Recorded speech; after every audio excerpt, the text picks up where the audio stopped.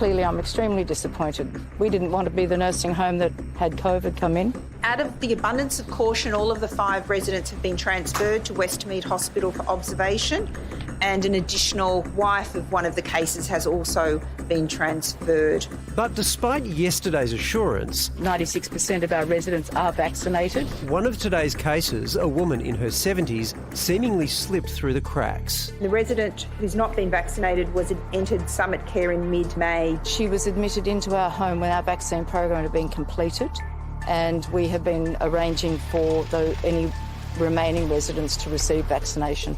And this has come about in between time. As for workers at the facility, My understanding that about a third of our staff are vaccinated. late today, Summit Care updated that estimate, saying about half of the 200 staff have been vaccinated. Nationwide, 33% of aged care workers have received one shot. Just 16.3% are fully vaccinated. Those familiar with the sector are pointing the fingers squarely at the federal government.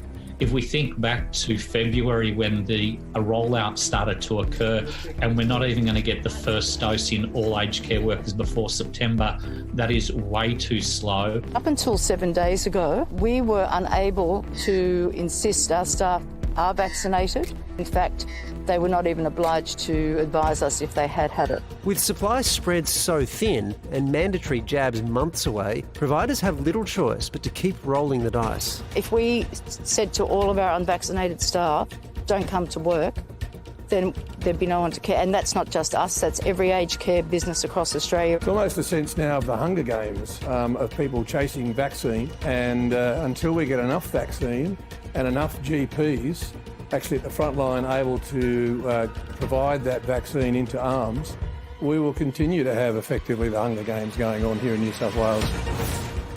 Kathy Maloko's father is one of the positive cases from Summit Care. He's been transferred to Westmead Hospital with his wife of 65 years. Fortunately, both of them are fully vaccinated. Kathy, first things first, how are your parents doing? Well, at the moment, we spoke to the doctors a little while ago. At the moment, they're both comfortable. Both have really serious underlying health conditions. And we've had a bit of a reality check this afternoon from the doctors explaining, what getting COVID actually means at this age with underlying health conditions. So we're feeling a bit flat, to be honest, because although we're really glad they're together and that's their wish, but it's very difficult as daughters, knowing that we could lose both of them. And even having them both fully vaccinated doesn't mean that they're in the clear at their age. No, it doesn't. I mean, we know from all the health advice that it certainly helps. It's a bit of a shield, but the whole purpose of keeping people in aged care away from anyone where there's a threat has sort of been a bit defeated by this whole exercise. Your mum has so far tested negative, which is great news for now. Obviously, things could change over the next few days. You've insisted that they be kept together. Was that a tough call to make? Oh, look, it's the hardest thing in the world. But, as your ageing parents move on in life, I mean, you do start to talk about end of life. And my parents have been together since they were 13. They're inseparable. When they're apart through hospitalisation or anything else, they're fresh. And we just know if we can't be there together, then what they would want is to be together. I mean, it's just not on. If the worst scenario, plays out, having to say goodbye by mobile phone or iPad. I mean, they still sit there and hold hands while they're watching TV. Their beds are pushed together in Summit Care, and the condition they went into the home was that they could be together in one room. We really feel for them and yourself, Kathy. Can you explain to me how you felt when you found out that many of the staff caring for your parents weren't themselves vaccinated? Well, first of all, I was incredibly angry. And as reality set in, I'm just devastated. And the only thing that I've got in my arm is to use my voice to make sure we change this situation. We're not interested in whose responsibility it is. We thought it had been fixed, and it hasn't been fixed, so fix it. We know from bitter experience in the past, Kathy, that what really matters to a lot of people in your situation is the quality of communication from the aged care home and the support that they offer. How have you found that so far?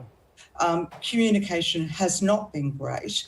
They're trying, but they're in crisis mode. And, you know, we get communication twice a day, morning and evening. This is a crisis. And I just feel the nurturing that we all need is just not there. For example, Mum and Dad were fundamentally locked up in their room. Dad's blind, Mum is deaf. They didn't know what was happening. I'm told they were told.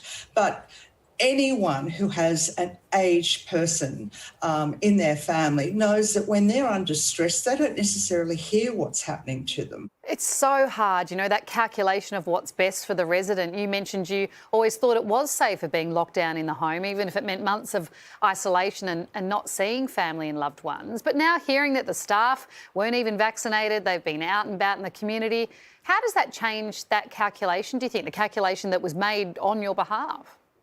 Well, I mean, that's exactly right. We felt as though decisions had been made for us. There was a period of time when lockdowns first started to happen and we had a bit of movement that, and it was so frightening for my parents that I literally took a deck chair and sat outside, you know, the window where they could see me from the main road because I wanted them to know I was there.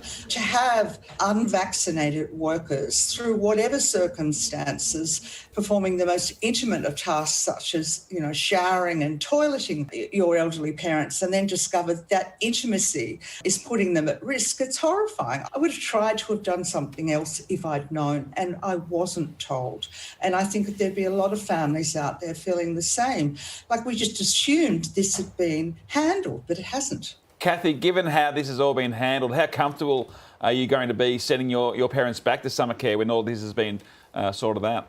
What a big ask. What a big ask. And I guess families, myself and my own family included, are asking, where can you take them? I mean, where are they saved in their last home? Because that's the reality. This is their last home. There won't be another home. And every day is incredibly precious to spend with your loved ones at this time in their life. I don't envy you those calls, Cathy. This is a really difficult situation. Let's at least hope that your parents get through this, that the vaccine does really come into its own in their particular situations. And in the meantime, thank you so much for speaking to us. Thank you so much for having me. You really feel for Cathy's family. I mean, she said she was surprised when she found out that all of the aged care workers in that home had not been vaccinated. I mean, clearly everybody now who has parents who have some health issues or in aged care need to ask the question, are the people dealing with our parents vaccinated? And you're going to find the question's going to be no. Because a lot of people don't want to get vaccinated and you can't make it mandatory because you'll lose a lot of that staff. They won't work in that. Well, they are making it mandatory. They announced that Friday. They're going to make it mandatory. Well, they're going to lose a lot of staff because I mean, they're getting paid poorly, $25, $30 an hour. They can go off and work in the fast food industry and not have to get vaccinated. How did they make it mandatory, though, if we don't have enough vaccines to vaccinate So that's the union's point all along. So lost in a lot of this is that the union is opposed to mandatory vaccination of aged care workers. And their whole argument has been this is a red herring. Until you've got all the vaccine to give them, making it mandatory means absolutely nothing. So it may well be that it has no impact because by the time the mandate comes in, it's well down the road and they're going to get vaccinated anyway. But the fact that we're in this situation, like until a month ago, 6 weeks ago, we didn't even have a way of knowing how many were vaccinated. It's been a mess for a very long time. All right, we've got to take a break. We'll see you after this. Stay with us. From expert opinions to in-depth analysis and reporting, the Project YouTube brings you the biggest stories from Australia and around the globe.